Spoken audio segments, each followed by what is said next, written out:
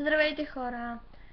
В днешният видеоклип ще ви покажа моите палитри за рисуване, за като съм художествена паралелка и мога да рисувам и се занимавам с това. Не ми жара да сте друго какво да направите, да реших този видеоклип. Надявам се да ви хареса. Нека да започваме! Така, първата имам 3 палитри. Първата ми палитра е ето тази, където виждате тук. Тя е на Primo. 12 цвята съдържа и струваше някъде около 12 лева. Който дайте така изглежда. Това се маха. Това е картонено. Картонено е. И ето така изглежда изцяло. Отваря се ето тук. Ще отварям. Ето така.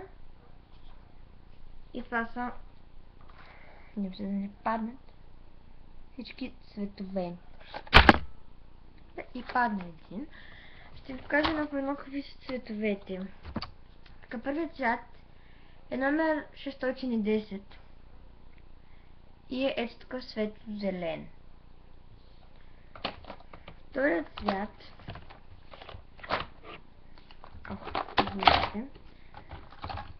цвят е номер 250 и е оранжев.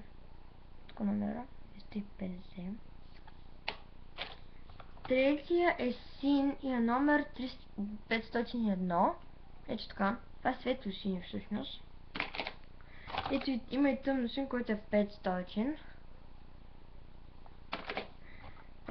Има и тъмно зелен, който е номер 630.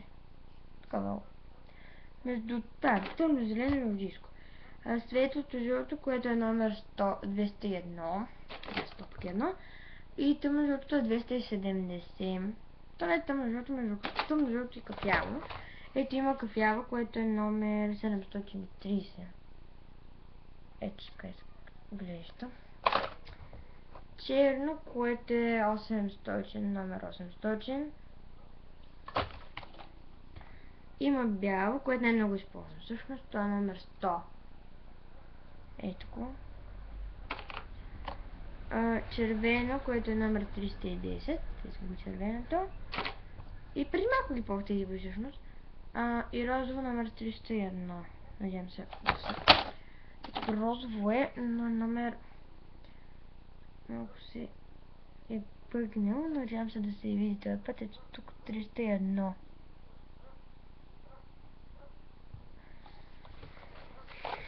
Така че да.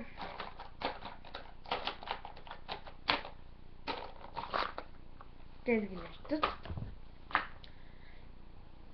Другата палитра е с акварелни бои. Ето така изглежда. Виждали сте и в предните ми видеа. Акварелни бои. 18 цвята, както виждате. Водостойчиви руски бои. Палитрата ми е доста... И всичките им палитри са доста стари, така че ако се чудите защо са щупени или оклепени или този отвратителен вид, да. Тези бои са много хубави. Те са от меката им консистенция. Като ги пипнеш и не ще са мекички. Той става пръстъчи. Но да, хубави са цветовете. Има бяло, тъмно и светло, жълто, оранжево, розово, тук е едното лилаво, тук е другото лилаво с виолетката, синето.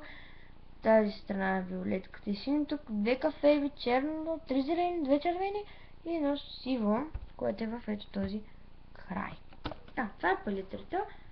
Ето така ще видите за последно. Ето я.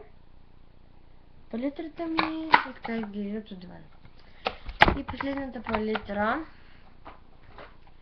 са водните бои, които са доста стари. Най-обикновени водни бои така изглеждат.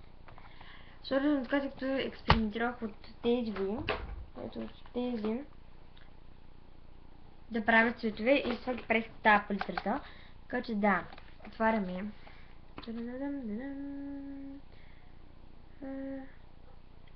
Така, да. Малко са претърпяли инциденти, не малко, а много. Всъщност. Секунда. Ето. Това по принцип е оригиналната палитра. Ето така изглежда, доста претърпяла от нови инциденти. Има най-основните цветове, не мога да кажа, че не си беше радостта като нормална палитра. Така изглежда. А тук, тъй като не си намерих палитрата, тук си направих няколко цвята и наистина да цветове нямах нито една палитра и наистина много ми харесва. Така че да, това са... Извинявам се. Това са... Ще вземам да фалшивата текстура. Слагам няколко лищчета, за да не се смесват цветовете. Да няма допир.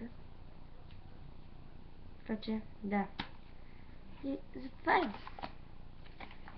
Да, това бяха едни от двете много хубави палитри. И още една хубава палитра е тази. Където още не съм затворила, всъщност, защото не знам как да я затворя.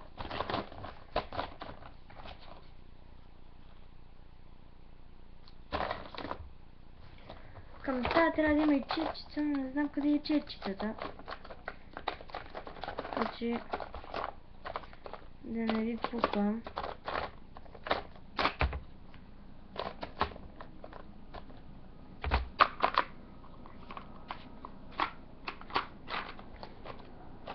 Пробвам да изтворя после обаче. Да, ето и колкото им да ви покажа. Това бяха всички мои бои, няма повече. Това е скромната ми колекция от палитра с бои, така че да, надявам се да ви е харесало. Ако ви е харесало, дайте thumbs up и се абонирайте за мен. И че ще очаквате скоро още на видеоклипове. Ако ви е интересно за някои палитри, колко струва и откъде съм я купила, задайте въпрос, аз ще ви отговоря с голямо удоволствие. А следващия видеоклип съм решила да ви подготвя това, моите любими маски, които ще покажа как се правят.